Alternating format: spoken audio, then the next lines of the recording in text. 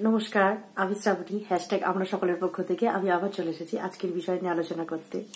আজকের বিষয়ে আমাদের দিদিভাই দিয়েছেন, প্রিয় দিদিভাই রঞ্জনা সেনগুপ্ত। অসংখ্য ধন্যবাদ দিদিভাই তোমাকে, কেননা এত সুন্দর সুন্দর বিষয় মানুষের অবশ্যই অবগত হওয়া উচিত। তবে আমার মনে হয় না, আজকালকার খুব কম মানুষই দেখি যারা শুয়ে বসে কাটায়।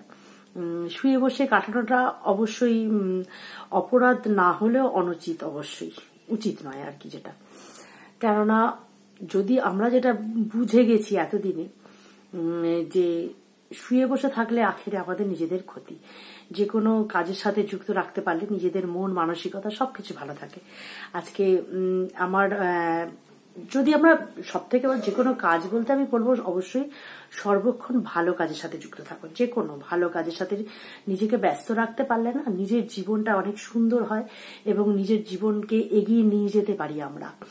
তো এটাই বলবো যে প্রত্যেক মানুষের ছোট থেকে বৃদ্ধ, যারা একদম শিশু তারা কাজকর্ম পারবে না করতে, কিন্তু বাকি যারা একটু বড় হয়ে গেছে তারা অবশ্যই, যারা যেমন আমি বলি যে একটু যারা পড়াশোনার মধ্যে আছে তাদের কাজটাই হলো পড়াশোনা করা, কর্ম হচ্ছে পড়াশোনা করা, পড়তে যাওয়া বা খেলাধুলো করা, এটাই হচ্ছে তাদের জগৎ। তাদের এই বিষয়ে বিশেষ করে মনোযোগ দেওয়া উচিত যে আমি আমার এই কাজটুকুনি ভালো করে করব, আমার নিজের বইটা আমি গোছাবো। আমি বারবারই বলি যে ছোট থেকেই না প্রত্যেককে নিজেদের কাজ একটুখানি সামান্যতম, মানে যেটুকুনি তার পক্ষে যথেষ্ট সেই রকম করা উচিত। সামর্থ্য অনুযায়ী যেটা বলবো যে বয়স্ক মানুষরা তাদের সামর্থ্য অনুযায়ী যদি কাজ করে, যে যেমন একটু হেঁটে বাজারে গেল, একটু হয়তো অ্যাকোয়াগার্ড থেকে কোনো বোতল ধরলো, বোতলে হয়তো জল ধরলো, মানে একটু কি নিজেকে চালনা করা, এগুলো যারা করবে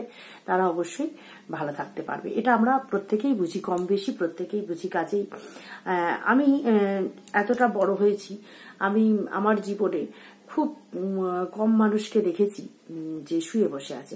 আমার বাড়ি গ্রামের দিকে, আমি বারবারই বলি আমার ঠাকুমা 93 বছর বয়সে মারা গেছে। যেহেতু আমি সবসময় নিজেকে দিয়ে উদাহরণ দিই, সেই জন্য আমি আমার ঠাকুমার কথা আজকে বলবো। ঠাকুমার বয়স ছিল 93 বছর, তখন আমার 2 ছেলেই হয়ে গেছে।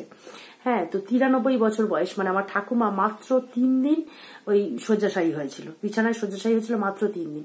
অতটা বয়সেও আমার ঠাকুমা খালি চোখে দেখতে পারতো, নিজে মানে কি কিছু কর্ম নেই তখন। শেষে একদম উঠোন আছে, আমাদের বড় জেঠিমার গরু ছিল, বিশ্বাস করবেন না, আপনারা দেখেছেন কিনা যারা একটু গ্রামের দিকে তারা জানবেন যে খড় কাটার যে বটিটা হয় মারাত্মক, মানে খড়টা এরকম নিচে নামিয়ে এইভাবে যে কাটতে হয় না, মানে এটা বেশ গায়ের জোর লাগে এবং একটু মানে সেই কায়দাটা জানা উচিত, না হলে পারা যায় না। তো ওই 93 বছর বয়স্ক ঠাকুমা বেশ কি মানে 93 তখন নয়, হয়তো 88, 89 এরকম হবে, এই বয়সও আমি কিন্তু ঠাকুমাকে খড় এরকম কাটতে দেখেছিলাম। আমি যখন মানে আমি ঠাকুমা কাটছে দেখে আমি বসেছি। এবার যেহেতু আমার বাবা চাকরি সূত্রে আমরা বাইরেই থাকতাম, আমরা অতটা মানে জানতাম না আর কি যে এই খড় কাটাটা কি বা এরকম আর কি, অতটা জানতাম না। তো ঠাকুমা কাটছে তাহলে আমিও পারবো বলে আমি বসেছি, খড়টাকে এরকম নাবিয়ে আর এরকম তুলতে পারছি না, মানে এতটাই গায়ের জোর দরকার। তখন আমি মনে মনে বাবা ঠাকুমা তোমার গায়ে কি জোর, তখন আমি ছোট, আমি বলছি যে বাবা ঠাকুমা তোমার গায়ে কি জোর গো, তুমি খড়টা কাটতে পারছো, দেখো আমি পাচ্ছি না। আমার ঠাকুমা খুব হেসেছিল, বলে তুইও পারবি, অভ্যাস থাকলে মানুষ সবকিছু পারে। তো মানুষের ওই অভ্যাস, এই যেটা বলছি কর্মের সাথে যুক্ত থাকলে মানুষ মৃত্যুর কদিন আগে পর্যন্ত কাজ কিন্তু করতে পারে এবং নিজেকে সচল রাখতে পারে।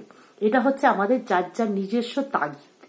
আমাদের মনে যদি একটা তাগিদ তৈরি করি আমরা যে না আমরা কাজ করব, আমরা কাজের সাথে যুক্ত থাকবো, কাজ আমাদের সত্যি কথা, আমি প্রত্যেকেই আমি আমার শাশুড়ির কথা বলি, এতদিন বয়স হয়ে গেছে এখনো কিন্তু কাজের সাথে যুক্ত। আমি দেখিয়েছি যে টুকটাক রং টং আমার শাশুড়ি মা এখনো করেন, আমার মা বাবা তো আছেনই, প্রত্যেকেই কিন্তু কাজের সাথে, কেউ কিন্তু শুয়ে বসে আজকালকার দিনে সময় কাটায় না।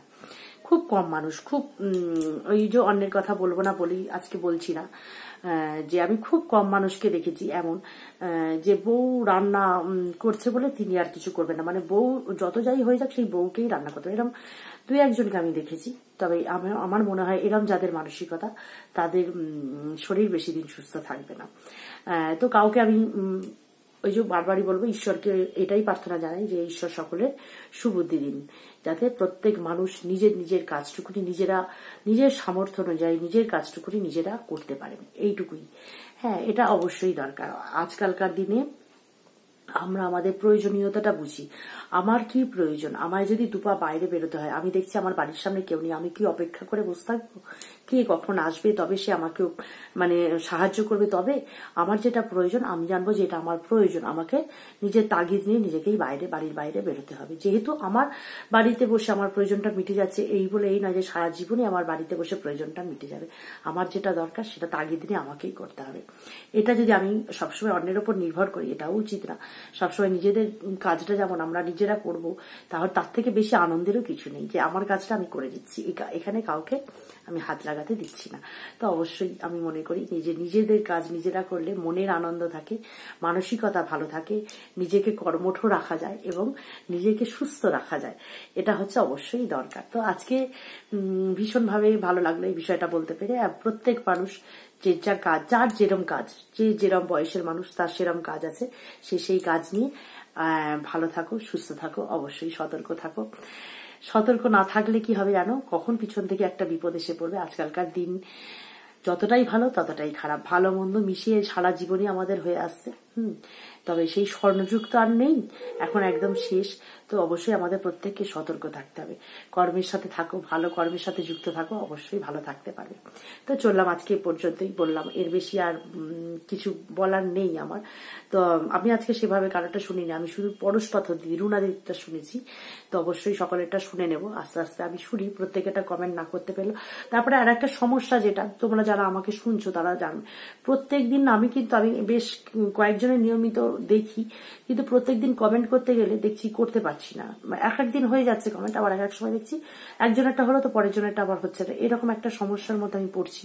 কেন এটা হচ্ছে জানি না, কি বেশি একইভাবে রোজ দিনে একই মানুষকে কমেন্ট করে বলে কিনা তাও জানি না। তো এক একদিন আমি করতে পারি না, কমেন্টটা হয় না পুরোটা, সেই হিসেবে এটা একটা প্রবলেম হয়।